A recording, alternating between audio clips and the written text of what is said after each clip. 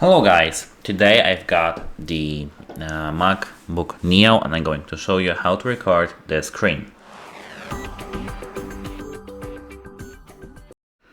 You need to hit the combination of your keys. Command Shift 5.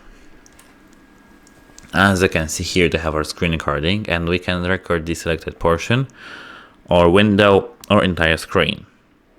If you click options, you can see Save to Desktop, Documents, Mail, QuickTime Player, Order Location, Timer, none, 5 seconds or 10 seconds, Show floating thumbnail or end, remember last selection, Microphone and Capture. Record. 5, 4, 3, 2, 1. Now we are recording. And to stop it, you can just click here. That's it. Hope it helps you and goodbye.